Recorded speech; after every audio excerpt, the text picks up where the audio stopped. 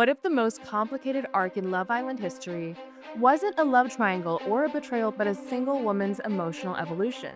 We're diving deep into an islander that was dubbed the most entertaining disaster Love Island has ever seen, and her redemption. This is Double Take, the channel where we unravel the reality TV characters that break the internet in half. Hit subscribe, drop your take in the comments. And let's talk about how Huda went from chaos agent to comeback queen in one of the wildest arcs Love Island has ever seen. Huda didn't enter the villa quietly. She came in confident, charming, and fully unbothered. Unlike most islanders, she wasn't pretending to be chill. The audience was rooting for her. The girls were laughing. Jeremiah was locked in. They were the self-proclaimed mom and dad of the group. I'm a mommy. Mommy? I'm a mom. A mom of what? A dog? She stood out in a cast of people that were kind of playing it safe with their couples.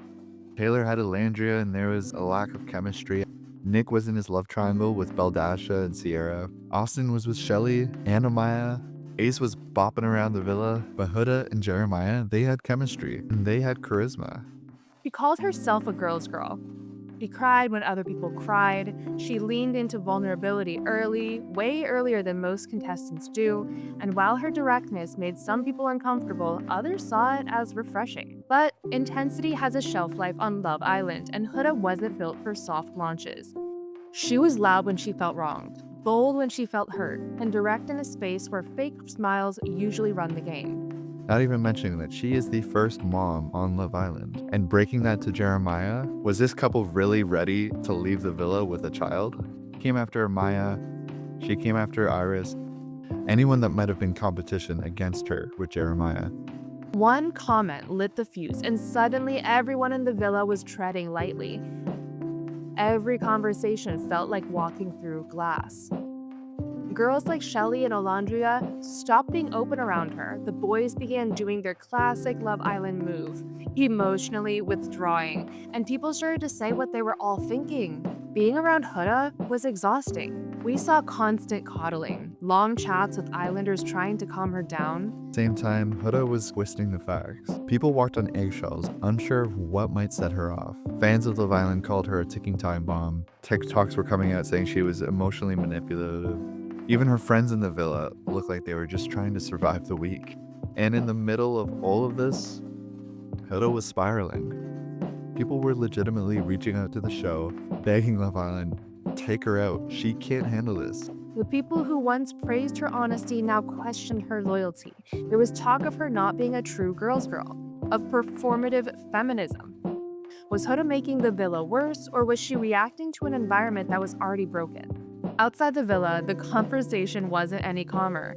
TikTok crowned her the villain. Then they declared her the most entertaining disaster Love Island ever had. Edits of her breakdowns went viral. There was a clear divide on TikTok. You were pro Huda or you were against her. And there didn't seem to be an in-between. Some said she was a victim of misogyny. Others said she was the problem. She was raw, and raw doesn't always look pretty. Some fans pointed out the double standards, how emotional men on the show get empathy while women like Huda get labeled unstable. Others argued that she was manipulating others with her emotions, that she weaponized her tears. Then came the twist that no one saw coming.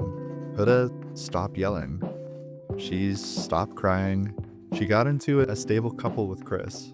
And suddenly, people started liking her again. But here's the question. Did she actually change, or did the villagers finally learn how to adapt and mistook calm for growth?